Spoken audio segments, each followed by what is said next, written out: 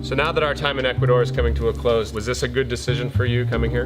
I'm glad we took the detour. I'm glad we didn't hurry over the Pacific from Panama to the Marquesas like everybody else. The sailing has been great, and this inland trip that we've been on for the last 2 weeks now has been pretty cool. Has brought us to some pretty insane places. The Crater Lake, renting the motorcycles, all that was really cool. I know we have lots of stuff to do. Have to get the boat ready for a long passage and all that. But before we can leave here, there's one last thing that I want to do. Me too. Climb Chimborazo. Visit the Amazon. You told me that you wanted to climb the mountain with me. I never would say anything like that. Get in touch with your inner mountain goat. Not after the Kilotoa experience, Ooh, no way. That was bad, yeah. So I guess we're splitting up, yeah? Looks like it. Good luck in the Amazon with all the mosquitoes and foraging for food. Try not to get eaten by anything. Well, good luck on a mountain with you.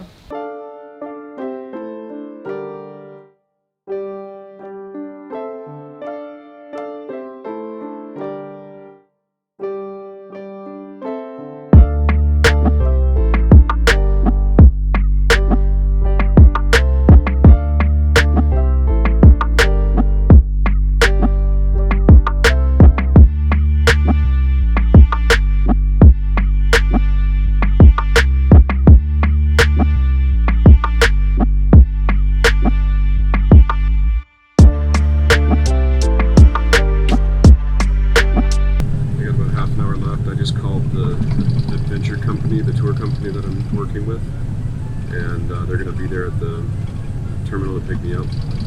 Really pretty country. I'm super excited. We're going to meet John, the owner of Andean Adventures. He owns all the refuges, the 2 refuges on Chimborazo, so he said I could stay there up there 2 nights if I wanted to. So AMS, or acute mountain sickness, happens to 20% of people above 2,500 meters and 40% of people above 3,000 meters. This base camp is 4,000 meters. I'm trying to stay up there for 1 night to acclimatize and then the next night climb the mountain. Think it's gonna work? All right, I'm here with John Paredes. He's the owner of Andean Adventures and super cool guy, giving me everything I need. You see everything back here, top quality gear. And dinner's waiting for me at the refuge, so I gotta run. I took 3 different buses, and now I'm 22 hours into the journey and about ready to get there. The landscape changed so much from where I went, and it's super hot, but not as humid as I would have expected it, so but at least I'm not in snow right now. So I had an absolutely horrible night's sleep, if you call it sleep. I laid in bed and turned with a headache for 12 hours. I went to bed at 7. And I actually got to sleep at 7 this morning. Slept for 2.5 hours. Now I'm just waiting until tonight. We're gonna leave at 11 p.m. tonight. So hopefully the altitude sickness goes away a little bit. I'm gonna try walking a little bit. I still haven't seen this mountain. I'm gonna climb it and I haven't even seen it yet. Yeah, according to the pictures it's pretty. Alright, it's about 12:30. I feel way better now. That kicked my ass, dude. I've never had altitude sickness, and that sucks. What's weird is it didn't happen when I first got up here. It happened when I went to bed. So I guess your respiratory pattern changes. Right about 7 o'clock when I went to bed, I had a headache from hell that lasted until 7 this morning, even 8. I got a little bit of sleep from like then till 9:30, 10. Went down and had breakfast, I came back up here and passed out again. And I just woke up and I feel way better. No more headache. I actually feel strong. I feel like I can breathe. So that was definitely good to spend 2 days up here acclimatizing. That really sounds like fun, Jamie. In the meantime, I made it to the Yachana Lodge in the middle of the jungle. I was given a pair of rubber boots and a mission. Me and my guide Alfonso were supposed to go around the whole property of the lodge and visit the neighboring farmers to gather all the ingredients for tonight's dinner. We started with the most important part of it.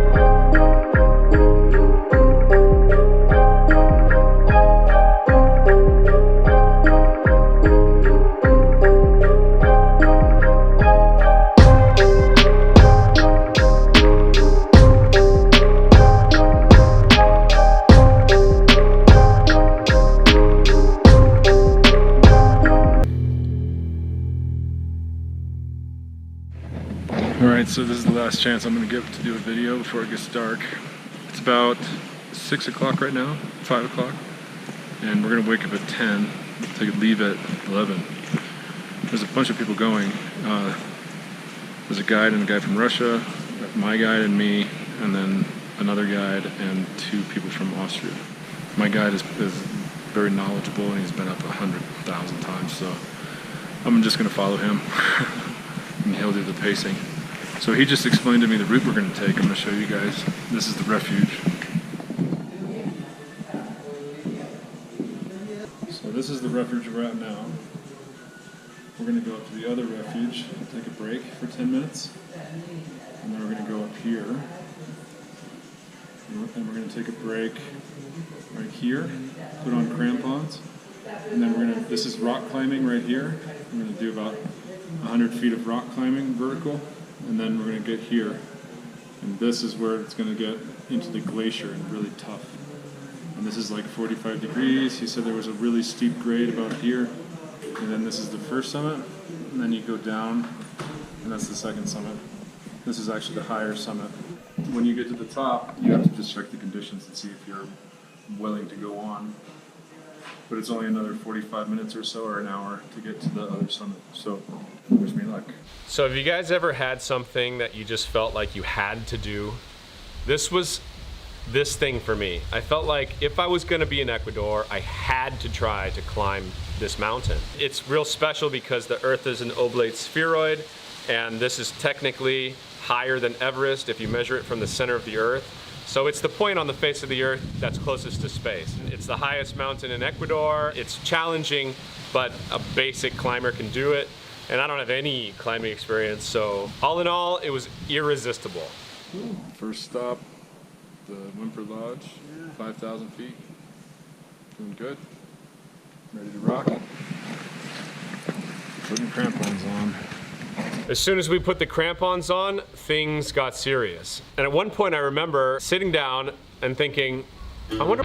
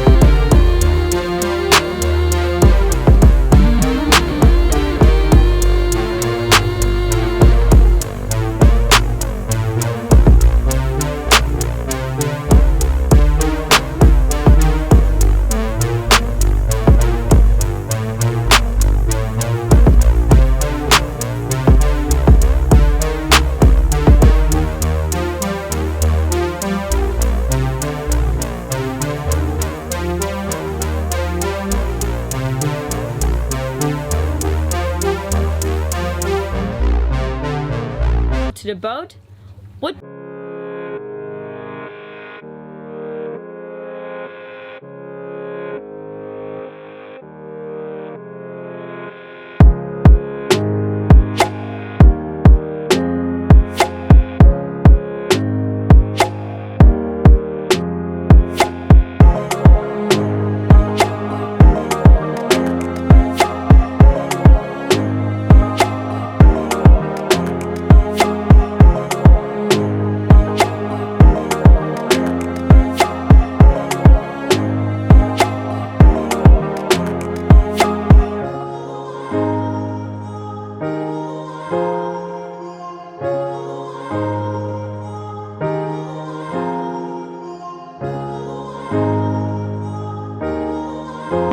to the top, man. I mean, it's at 5750, the top is at 6300.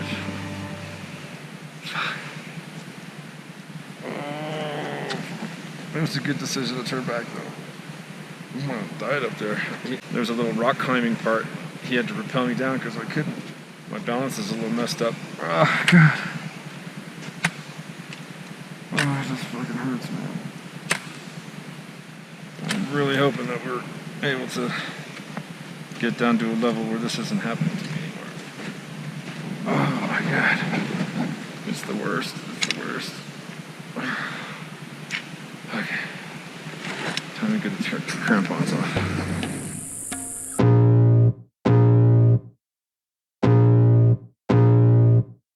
I can feel the blood creeping up from the heathens. Got will, got fight, got pride, got reason if they wanna go. After hiking and this hot day, we're gonna get some refreshment while we're gonna go tubing. Yeah, on the Napa River. On the Napa River.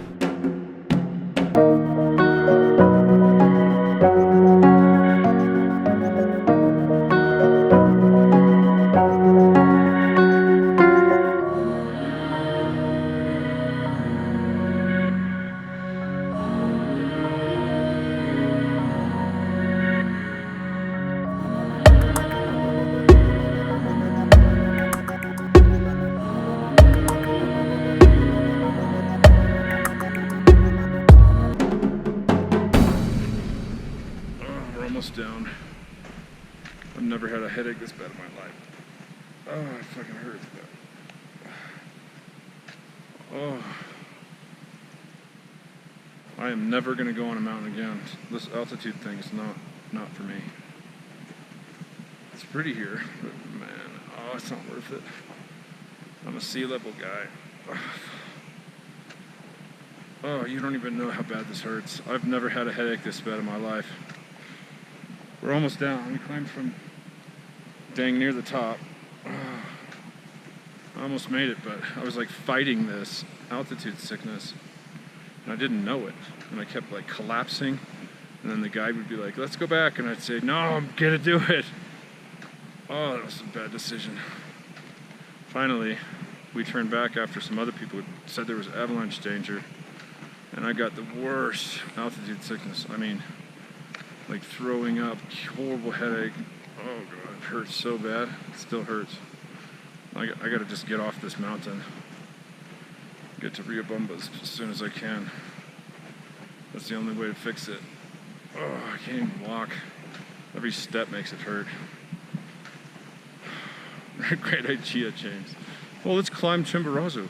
I can't tell you guys how happy I am to be off that mountain. I'm not kidding. I'll never do that again. Do you wish you would have chosen my adventure? Come with me? Oh, let's see. Making brownies and throwing spears or almost dying of altitude sickness. Seriously though, Yeah. you glad you went up to Yeah. I'm so glad. It was really cool. I'm a little disappointed that I didn't make it, but I totally understand. It was stupid of me not to acclimatize for a couple days or even a week.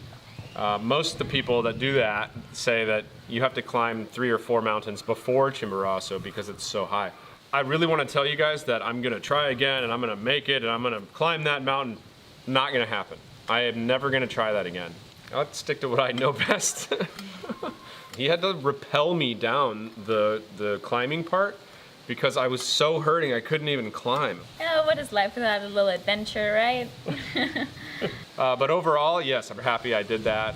And you really enjoyed your time alone in the jungle, right? This was the first time solo traveling since I met you. You know, before that I was touring Mexico and I had a great time. And it was good to see that I could still do it with only a backpack on my back. And the Amazon was the perfect destination. For any of you that are planning to go to South America anytime soon or that are trying to find a good destination for a family vacation, I can only recommend the Yachana Lodge in the Amazon. I learned so much, and so much of that knowledge is going to come in really handy while we're underway. I will put the website below of Yachana Lodge so you guys can look into it. I learned a lot, and I really want to go back.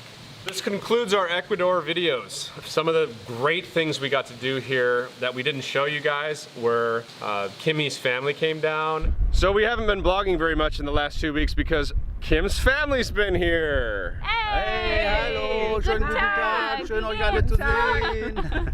And we went to the place where they make Panama hats. Monte Cristi. Didn't even know they were made in Ecuador, but made by hand from palm leaves, and you and your dad bought one. Yeah, that was cool. Panama hats traditionally come from Ecuador. The reason they're called Panama hats though is that during the construction of the Panama Canal, the workers would wear them, and that's when they became famous. Ecuador just had so many different things to see and all that in a country that's relatively small. Really a great place to go. We spent 5 months there. It was a really cool place. If you get the chance, it's a little bit hard to get there. By boat. Sailing there from Panama was never fun for anybody that did it. If you go up to Costa Rica and come down with a little more of an angle, for us it was a great sail, one tack the whole way. That's my recommendation for you sailors out there. And everybody that's traveling by car or by plane doesn't have any excuse not to go. One note, if you notice Kimmy's shirt, this is from our friends at Tula's on the Summer. If you have a favorite sailing channel, go buy a shirt from that sailing channel. Gotta represent. Gotta represent. Now it's time to get back to the boat and get it ready for our next adventure. So in case you wondered what a pineapple plant looks like, it's a pineapple plant, and there's a pineapple growing on it. You can just plant a crown of any pineapple, and this plant will come out of that. And I heard it takes a year for a pineapple to grow, and per plant there's only one pineapple coming out. Yeah, that's it. That's it about my pineapple knowledge.